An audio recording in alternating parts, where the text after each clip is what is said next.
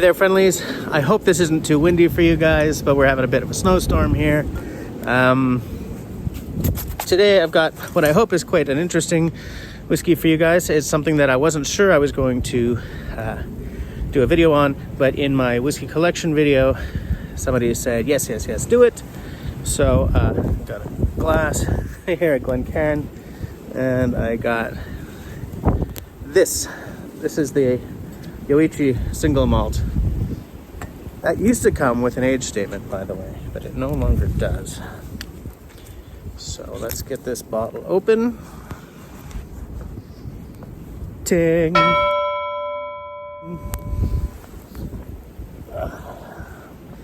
Get it poured. Have a little bit of a chit chat. A little cold out here. It's not actually that cold except for the wind. Any Canadian will tell you, if you look outside in the winter and it's cloudy, it's warm enough for moisture to build up in the air, and you will often end up with snow. If you look out in January, February, and it is a sunshiny day, don't go out without a hat on. Just a little Canadian knowledge for you there. Oh, and this is not what I was expecting. That it looks like a screw top. There we go. Oh well. No corky pop, but that's all right. It's just I have to be able to see the bottom of the glass so I know how big a dram I'm pouring myself here. Yeah, you guys can't see anything, right? Sorry about that, but there's a lot of snow. There we go. Okay. So Yoichi single malt. That's one of the distilleries owned by Nikka whiskey, and Nikka is the company that was started by Masataka Taketsuru. He's the guy who people who are into Japanese whiskey know all about, right? In 1918, he decides to move to Scotland to learn about Scotch making. While he's there, he meets and falls in love with a woman who he marries. Goes back to Japan in 1920 after apprenticing at, I believe, Hazelburn and Longmorn. If I got that wrong, it'll say down there. But if I got it right, nothing's going to pop up, all right? Then he worked at Suntory. And then in, I believe it was 1939, his own distillery, Yoichi, starts production. And then, I guess business goes well. I think Yoichi is on Hokkaido. I believe I got that wrong. I think production starts in 1936, but anyways, whatever, in the 30s. Then like 30 odd years later, he opens Miyagikyo, which is in sort of the northern part of the island of Japan. And, sorry guys. And the two whiskeys are very different. Apparently the Yoichi's a smokier one, whereas the Miyagikyo is fruitier and lighter. If there's too much wind, I'm only gonna know in the edit. Sorry guys. But anyway, so that's sort of the Coles notes of Nikka whiskey. Now, this used to come with an age statement and no longer does. There's an issue in Japanese whiskey right now. A lot of age statements are disappearing because of scarcity and rarity, and them having to get whiskey out the door. So let's give this thing a nose and a taste, and we're gonna try to do it quickly because my head's cold. All right, I'm gloving up here. I'll probably just have to take them off again in a minute, but anyway. Now, you know my checklist? I don't think this hits any of them except the single malt. There's no age statement. I have no idea if it's chill filtered or not, judging by the fact that it's cold out here and it is that clear. Oh, hold on. That clear. I'm gonna go out on a limb and say this is chill filtered. I don't know about caramel coloring. It kind of doesn't look like it is, but I sent them a note and they never answered. -1 point. But yeah, I don't know. I don't know anything about it, really. The thing with Japanese whiskey is you don't even always know if it's all Japanese whiskey in there. But this says single malt, and I have heard that this is a straight up Japanese. So this single malt from the Yoichi distillery, yeah. Founder, okay, there's just a bunch of marketing faffle on the back here. No tasting notes, so I don't know what to expect. Here we go.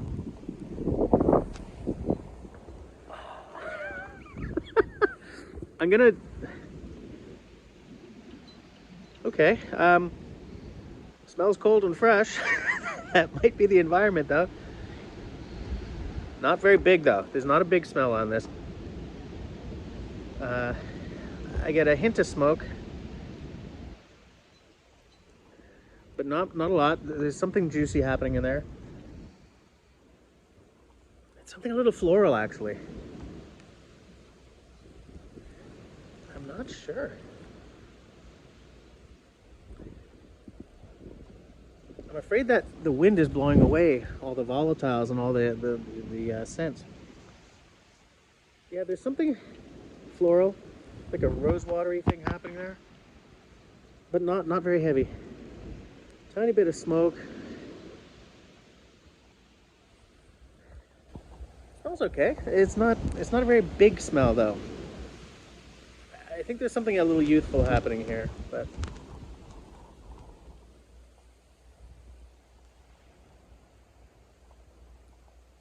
oh, okay, there it is. The taste is a lot bigger than the nose. On the palate, it sort of went boom. Here I am. A lot more smoke happening. That rosewater thing is there. Not talking about a whole lot of spice. There's a fruit, a little bit of sugar, like a malt sugar maybe. What's the fruit though? Cherries? Cherries, maybe a pear? Interesting, dry, but it's dry, smoky. It sort of hits the tongue and dries you out a bit. Dries out the palate. Youthful though. Like a little too youthful for a bottle that was almost $100 Canadian.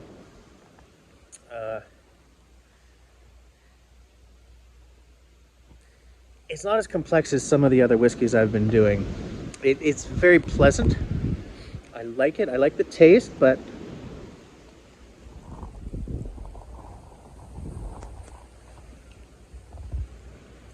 I'd rather taste this at like 10 or 15 years old or 20, because I feel that it's at the beginning of its journey, and so bottling it at whatever the age this is was too early. I would love to taste it a lot later on. There's a real hint of like a molasses or a brown sugar on the finish. It's not an extremely long finish. It's kind of mid-range, I find. Well, actually, it's funny because now that I've said that, it's lasting longer. It's not a massively peaty taste, but it's there. There's a smoke of some sort there. Now let's drop a little water in this poor defenseless whiskey. The water's freezing. Okay, there we go. I know I just did that off camera, but I can't get the barrel out. I'm working with what I have here, guys. Give it a gentle swirl.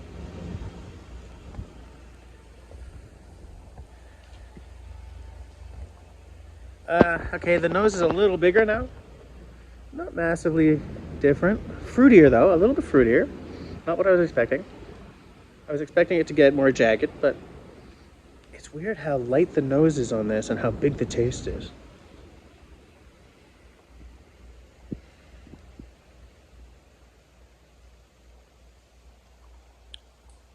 I just rolled it to the back there. The smoke is a little bigger. The fruit, it's funny because in the nose the fruit was bigger, but on the palate the fruit is tamped down a bit by the water. I'm gonna take another sip.